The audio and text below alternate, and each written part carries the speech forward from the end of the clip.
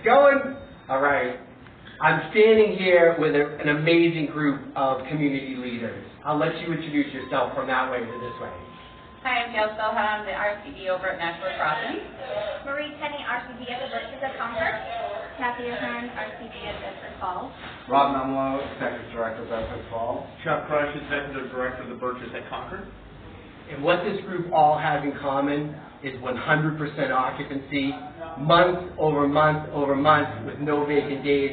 And I wanted to ask you guys, what are some of the things that you do to maintain that? And that is an amazing accomplishment. So yeah, I'll start. I think for us at the Birches, two key things come to mind.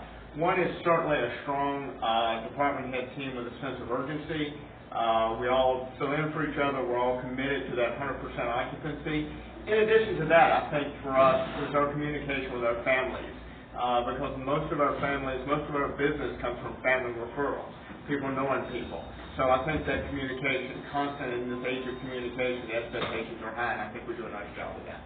And nursing, what do you folks rely on in terms of MLOA management or, assessments, and what works best for you as far as maintaining 100%? I think all of it is extremely important, especially when someone is MLOA. You want to go to that community, you want to check on your people, you want to make sure that they're okay, and let the families know, because a lot of times they're shocked. They're like, "You went to see Mom today?" "Yes, I did." So I think that's one of the top things when they're MLOA.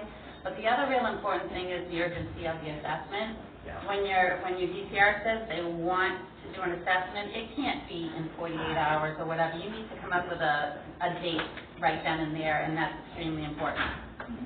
I think that's definitely kind of almost dropping what you're doing and making them center of attention. I had an assessment. It was Saturday, 1 o'clock, and it was in Burlington, Mass. And you're talking to On a Saturday. On a Saturday, and I called my husband. I'm like, "We're going to do lunch in Burlington after this assessment," So we kind of make a day of it. I think the family member literally started crying in our office. So I think reaching out to them and letting them know that this is just as important to them as it is to us, making them feel special, is really important. Also, team. I can't specify that enough. Each member is so crucial, and actually, team stands for together everyone accomplishes more. So. Good. And then Rob, real quick, how do you maintain rate and not get into a discount or start reducing community fees and things like that?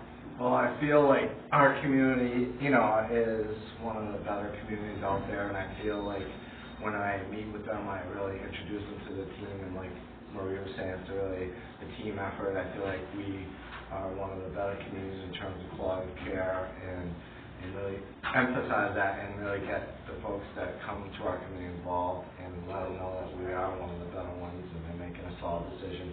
Then when they're actually, if we're lucky enough to have a wait list, we keep in touch with them on a continuous basis and make them feel part of our family before they move in. And then it doesn't become a matter of, well, this community down the street is offering it for $1,500 less a month or what have you. We're really living by the value of our community, the fact that it's highly occupied and people want to be there and they're there because they're satisfied. I think, too, that it comes down to having, like everyone has said, a good team, and a team that's there to do the right things for the family and the residents, and to have that passion inside to make sure it happens. That triad team, so the ED, the RCD, right. the DCR, coming together for a common goal to solve the problem for this family. That triad meeting is so important because there's a lot of things that are going on in the DCR's office that I'm not aware of, and then when we meet and she has it all on the whiteboard, it's like, oh, what are you talking about? Who's that? And then all of a sudden, there's a new person in the group, and you're like,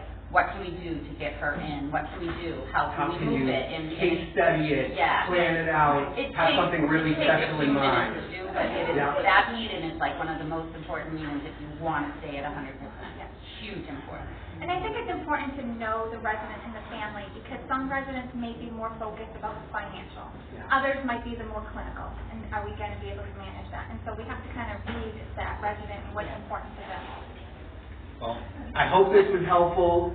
Definitely reach out to any one of these amazing leaders that we have at our disposal with Benchmark, and anybody can really be at 100%. The Birches, went from 80-something 88 to 100% on Christmas Eve, I remember the day. And then Bachelor Crossing went from, you know, somewhere in the 80s, well below budget, to 100%, and over and over and over again every month they maintain that. So I'm just very excited for what you've accomplished.